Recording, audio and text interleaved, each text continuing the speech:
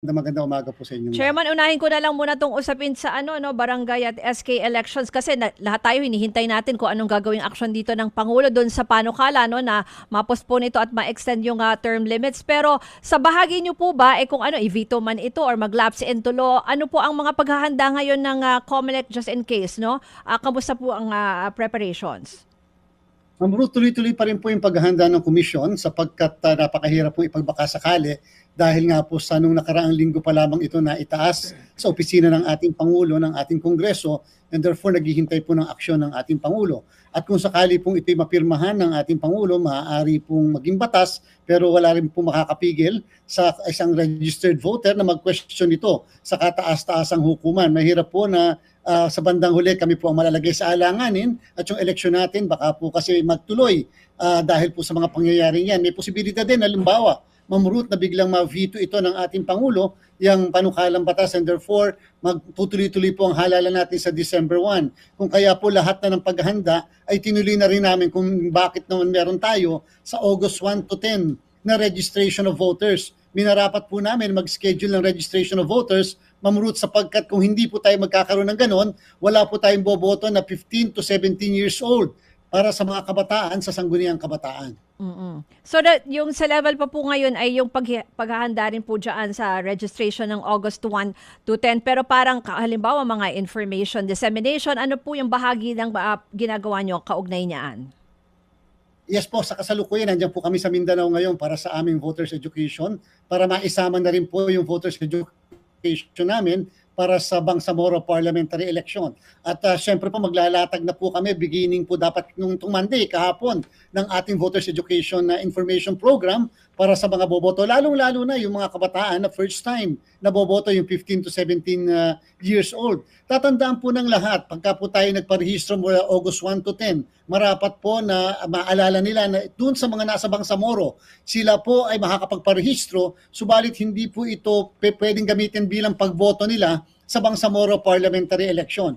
Ang ibig sabihin po, ang pagpaparehistro po ng nasa Bangsamoro mula August 1 to 10 ay para sa barangay and SK elections ng December 1 at hindi po para, Ma'am Ruth, Sir Ted, para sa ating pong Bangsamoro parliamentary election, sapagkat sinasabi naman po ng batas na nagpapaliban ng Bangsamoro parliamentary election na ang eleksyon na ito ay pagpapatuloy lamang ng 2025 May 12 national and local elections. Pero dun po sa panawagan na wag sanang i-postpone, may mga ganyan na halimbawa yung NAMFREL and ilang election lawyers, at kayo po pala ay pinadalhan din po ng letter daw ng Malacanang para itanong kung ano ang posisyon nyo po dito. Ano pong masasabi nyo? Kasi yung iba sinasabi wag na nating i-move kasi against yung baka maglalagay ng duda sa electoral process itself or yung karapatan po ng mga tao na makaboto. Sa panig po ng COMELEC, ano po ang posisyon nyo tungkol dyan? Sinabi po natin sa ating bilang sagot sa palasyo na handa naman po ang inyong Commission on Elections, subalit ito po kasi isang political question na hindi namin pwedeng pakialman. Ito'y desisyon ng lehislatura at saka ng ehekutibo, and therefore gagalang natin kung ano po yung kanila magiging pinal na sasabihin sa bagay na yan. Of course, katulad ng aking binabanggit, wala rin makakapigil sa kahit na sino na pumunta sa Korte Suprema upang ito ay questionin. Ang kaibahan po nito nung nakaraang postponement, ito po kasing batas na ito ay nagpi-fix ng termino ng barangay at SK na dati-rati ay 3 taon, ngayon po ay 4 na taon ang ginagawa at subject to 1 re-election ang barangay na kung saan therefore 4+4 magiging 8. Doon naman po sa sangguniang kabataan, kahit na 4 na taon lumalabas hanggang 1 lamang na termino ang binibigay sa kanila. Pero yung isa rin pong binanggit halimbawa ni Attorney Macalintal na naman na election lawyer, baka maulit lang daw yung pagpapahinto kasi dati, di ba, yung dati po pinahinto noon ng Supreme Court yung pag-move nitong elections as unconstitutional. Baka magkaroon daw po ng ganyan ulit. Yan po ang kadahilanan, Ma'am Ruth, kung bakit ayaw naming magbakasakali. Kaya po nagtutuloy-tuloy, bagamat meron din po tayong danger sa ilang mga bibilhin namin, kasi po may mga ilang bibilhin tayo o yung na-procure namin na sadyang dapat hindi maagang pinoprocure. Halimbawa po, Ma'am Ruth, Sir Ted, katulad ng indelible ink, hindi po talaga dapat siya napoprocure sana ng maaga sapagkat kung marireset ang eleksyon sa susunod na taon ng November 2026 at hindi yung December 1, may posibilidad po kasing matuyo o magbago ang quality ng mga indelible ink, and therefore maaari pong masayang at syempre meron po tayong ginastos na public fund para po dyan. So, pwede na ba akong umusad sa ibang topic? Okay. Ito muna, sige, okay. Ma'am Ruth. Chairman George, totoo ba na kayo'y hiningian ng opinyon ng ehekutibo ng Malacanang tungkol dito sa postponement ng barangay election? Yes po, yan po ay certain SOP sa lahat ng mga panukalang batas na kung saan ang isang ahensya ng pamahalaan ay maaari may direct role or participation. So tayo po ay kaagad na tumugon sa mismong araw na natanggap natin yung hinihinging opinion sa atin. And are you at liberty to tell us ano po ang inyong sabi? Yes po, sinabi po namin, Sir Ted, na kami po'y naghahanda pa rin. Hindi po kami huminto sa paghahanda. In fact, yung mga procurement na ginawa po natin ay amin po lahat na itinuloy.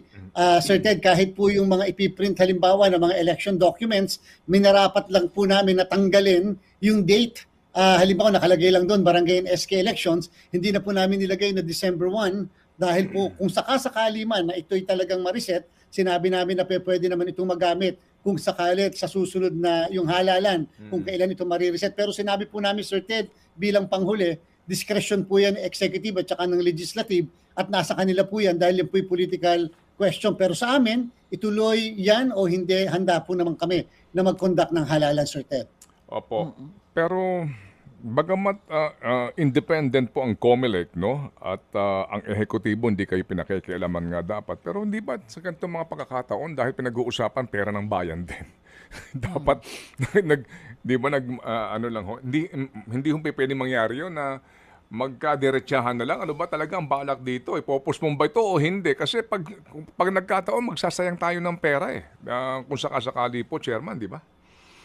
Lalo na po, Sir Ted, itong sobrang medyo napakalapit na po, Sir Ted. Ngayon po ay July 22 and therefore, kita niyo po December 1. Kaya po, naobliga ang COMELEC, Sir Ted, na magpa-conduct ng general registration of voters mula August 1 to 10. Sadyang napaka-iksi po niyan. Considering na ang ating pong ina-anticipate na magpaparehistro sa 10 araw na yan, mga 1 milyon na mga kababayan natin. And therefore, that is a signal to one and all na ang COMELEC ay will push through with all the preparations despite yung posibilidad na ito ay ma-reset. Opo, yes sir. And we understand nga po ang inyo pong pagiging maselan dito po sa usapin na ito, no? Dito po sa ano ba talaga, Mr. President, no? Ano ba talaga ang sitwasyon dito po sa Barangay at SK election? Sige po, may tanong